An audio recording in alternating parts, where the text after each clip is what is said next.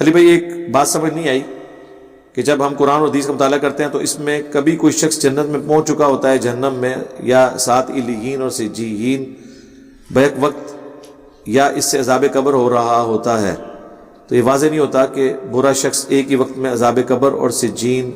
یہ میں نے میرے بھائی ساری باتیں عذاب قبر کے اوپر 2 لیکچر دیے ہیں. مسئلہ 117A قرآن حکیم کی 10 آیات کی روشنی میں، 117B 17 صحیح الاسناد حدیث کی روشنی میں، اکثر بخاری مسلم سے. اس میں نے بتایا تھا پہلے تو بات ہے علیین اور سجین کا ذکر بار بار نہیں، ایک ہی جگہ ہے قرآن میں. اسی طریقے سے سورۃ القصص میں آیا کہ فرعونی صبح و شام آگ پر پیش کیے جاتے ہیں، تو ظاہر ہے وہ تو صحیح مسلم میں حدیث ہے کہ جو جنتی ہے اس کی قبر جنت کا باغ اس حوالے سے بنتی ہے کہ 70 گز دائیں بائیں آگے پیچھے کھول دی جاتی ہے. تو مرتے ہی مِن وَرَائِهِمْ بَرْزَخٌ إِلَى يَوْمِ يُبْعَثُونَ، ان کے مرنے سے لے کر قیامت تک ان سین بیریئر ہے، جزا و سزا کا سلسلہ شروع ہو جاتا ہے. کچھ دنیا میں ہوتا ہے جو قرآن میں ہے کہ دنیا کی زندگی میں تمہیں عذاب دیں گے تاکہ تم ہماری طرف پلٹ آؤ، سورہ السجدہ میں.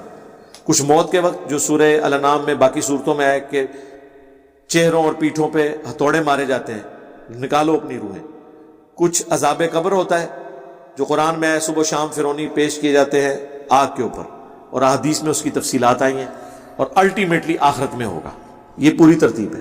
باقی انسان کا جسم اسی مٹی میں ہے، روح علیین یا سجین میں ہے. بیک وقت دونوں چیزوں کا عذاب ہو رہا ہے، اور یہ آپ نے نہیں دینا، نہ آپ کی کوئی ڈیوٹی لگی ہوئی ہے. یہ اللہ کی قدرت ہے کہ وہ شیر کے پیٹ میں کسی کی قبر بنا دے، سمندر کی گہرائی میں بنا دے، ہواؤں میں راکھ اڑ جائے وہی قبر بن جائے، یا مٹی میں بنے. یہ اللہ کے فیصلے ہیں، جزا و فضا اللہ نے کرنی ہے. اس کو ہم صرف بتا سکتے ہیں، تفصیلات اس لیے نہیں بتا سکتے، یہ اس دنیا کی چیز ہی نہیں ہے. سائنس صرف فزیکل ورلڈ سے تعلق رکھتی ہے. سائنس فرشتہ ڈیٹیکٹ نہیں کر سکتی، سائنس عذاب قبر نہیں دیکھ سکتی. حالانکہ بخاری میں ہے کہ میت کو جب چرپائی پہ رکھا جاتا ہے وہ چیخو پکار کرتی ہے، زمین و آسمان کی ہر مخلوق سنتی ہے سوائے جن اور انس کے. نیک میت کہتی ہے کہ مجھے جلدی جلدی لے جاؤ، اور جو بری میت ہے وہ کہتی ہے مجھے کہاں لے کے جا رہے. لیکن یہ آپ ڈیٹیکٹ نہیں کر سکتے. باہر پڑی میت کی چیخنے کو ڈیٹیکٹ کر سکتا تو قبر میں کہاں سے کرے گا؟ اس لیے کہ وہ اس فزیکل ورلڈ سے تعلق نہیں رکھتی. سائنس فزیکل ورلڈ سے تعلق رکھتی ہے. سائنس کے قوانین فزیکل ورلڈ پہ ہوں گے، میٹا فزکس کے اوپر تو نہیں ہوں گے. یہ ذہن میں رکھیے. اور اس چیز کو سائنس بھی مانتی ہے. سائنس کی ڈیفینیشن کیا ہے؟